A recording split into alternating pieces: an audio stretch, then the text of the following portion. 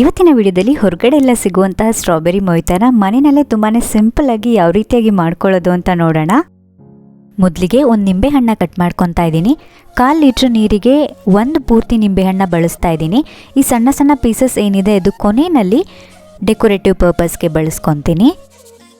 ಮತ್ತು ಒಂದು ಸಣ್ಣ ಚಮಚದಷ್ಟು ಸಬ್ಜಾ ಬೀಜಗಳು ಅಂದರೆ ಕಾಮಕಸ್ತೂರಿ ಬೀಜನ ಹಾಕ್ಕೊಂಡು ಸ್ವಲ್ಪ ನೀರು ಹಾಕ್ಕೊಂಡು ನೆನೆಸ್ಕೊತಾ ಇದ್ದೀನಿ. ಜಸ್ಟ್ ಒಂದು 5 ನಿಮಿಷ ಅಷ್ಟೇ, ತುಂಬ ಚೆನ್ನಾಗಿ ನೆಂದು ದಪ್ಪ ದಪ್ಪ ಆಗಿಬಿಡತ್ತೆ. ಇದು ಆರೋಗ್ಯಕರವಾಗಿರೋದ್ರಿಂದ ಇದು ಹೆಲ್ತ್ಗೆ ತುಂಬಾ ಒಳ್ಳೆಯದು. ಹಾಗಂತ ಇದನ್ನು ಅತಿ ಹೆಚ್ಚು ಕೂಡ ಬಳಸಬಾರ್ದು, ಲಿಮಿಟೆಡಾಗಿ ಬಳಸಿದ್ರೆ ತುಂಬಾ ಒಳ್ಳೆಯದು. ಇದೊಂದು 5 ನಿಮಿಷ ನೆಂದರೆ ಸಾಕು, ಈ ರೀತಿಯಾಗಿ ದಪ್ಪ ದಪ್ಪ ಆಗಿಬಿಡತ್ತೆ.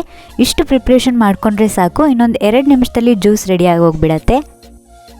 ಮೊದಲಿಗೆ ಒಂದು 4 ರಿಂದ 5 ದೊಡ್ಡ ಚಮಚದಷ್ಟು ಹರ್ಷೀಸ್ ಸಿರಪ್ ಹಾಕೋತಾ ಇದ್ದೀನಿ, ಸ್ಟ್ರಾಬೆರಿ ಫ್ಲೇವರ್. ಇದಿಲ್ಲದಿದ್ದರೆ ಸಕ್ಕರೆ ನೀರು ಕೂಡ ಹಾಕೋಬೋದು, ಆದರೆ ಸ್ಟ್ರಾಬೆರಿ ಫ್ಲೇವರ್ ಸಿಗೋದಿಲ್ಲ ಅಷ್ಟೇ ಜ್ಯೂಸ್ನಲ್ಲಿ.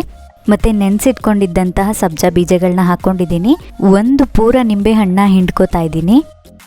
ಮತ್ತು ಒಂದು 3-4 ಎಲೆಯಷ್ಟು ಪುದೀನ ಸೊಪ್ಪು ಹಾಕ್ಕೊಂಡಿದ್ದೀನಿ. ತುಂಬಾ ಚಿಲ್ಡ್ ಇಷ್ಟಪಡೋರು ಐಸ್ ಕ್ಯೂಬ್ಸ್ನ ಹಾಕ್ಕೋಬೋದು. ಕೊನೆಯಲ್ಲಿ 1/4 ಲೀಟ್ರಷ್ಟು ಕೋಲ್ಡ್ ನೀರು ಅಥವಾ ಸೋಡಾನ ಹಾಕ್ಕೊಂಡ್ರೆ ನಮ್ಮ ಪರ್ಫೆಕ್ಟ್ ಆಗಿರುವಂತಹ ಸೂಪರ್ ಈಸಿ ಆಗಿರುವಂತಹ ಸ್ಟ್ರಾಬೆರಿ ಮೊಯ್ತೋ ರೆಡಿಯಾಗಿ ಹೋಗಿಬಿಡತ್ತೆ. ಆಲ್ರೆಡಿ ಸ್ಟ್ರಾಬೆರಿ ಸಿರಪ್ ಬಂದು ತುಂಬಾ ಸಿಹಿ ಇರೋದ್ರಿಂದ ನಾನು ಇದಕ್ಕೆ ಮತ್ತೆ ಎಕ್ಸ್ಟ್ರಾ ಸಕ್ಕರೆ ಹಾಕ್ಕೊಂಡಿಲ್ಲ. ನೀವು ತುಂಬಾ ಸ್ವೀಟ್ ಇಷ್ಟಪಡೋರಾದರೆ ಡೆಫಿನೆಟ್ಲಿ ಒಂದು ಸ್ಪೂನಷ್ಟು ಸಕ್ಕರೆ ಹಾಕ್ಕೋಬೋದು. ಸಖತ್ ಸಿಂಪಲ್ ಆ್ಯಂಡ್ ಈಸಿ ಆಗಿರುವಂಥ ಸ್ಟ್ರಾಬೆರಿ ಮೊಯ್ತೋ ಜಸ್ಟ್ ಒಂದು 5 ರಿಂದ 6 ನಿಮಿಷದಲ್ಲಿ ರೆಡಿಯಾಗಿ ಹೋಗ್ಬಿಡ್ತು. ನೀವು ಕೂಡ ಮನೆಯಲ್ಲಿ ಟ್ರೈ ಮಾಡಿ ನೋಡಿ, ಹೇಗೆ ಬಂತು ಅಂತ ನನಗೆ ಕಮೆಂಟ್ ಮಾಡಿ ತಿಳಿಸೋದನ್ನು ಮಾತ್ರ ಮರಿಬೇಡಿ. ಇವತ್ತಿನ ವಿಡಿಯೋ ಇಷ್ಟ ಆದರೆ ಲೈಕ್ ಮಾಡಿ, ನಿಮ್ಮ ಫ್ರೆಂಡ್ಸ್ ಫ್ಯಾಮಿಲಿ ಎಲ್ಲರಿಗೂ ಹೆಚ್ಚು ಶೇರ್ ಮಾಡಿ. ನೀವಿನ್ನೂ ನಮ್ಮ ಚಾನಲ್ಗೆ ಸಬ್ಸ್ಕ್ರೈಬ್ ಆಗಿಲ್ಲ ಅನ್ನೋದಿದ್ರೆ ಈ ಕೂಡಲೇ ಸಬ್ಸ್ಕ್ರೈಬ್ ಮಾಡ್ಕೊಳ್ಳಿ. ನಾನು ನಿಮಗೆ ಸಿಗ್ತೀನಿ ಮತ್ತೊಂದು ವಿಡಿಯೋ ಜೊತೆ. ಅಲ್ಲಿವರೆಗೂ ಹ್ಯಾಪಿ ಕುಕಿಂಗ್.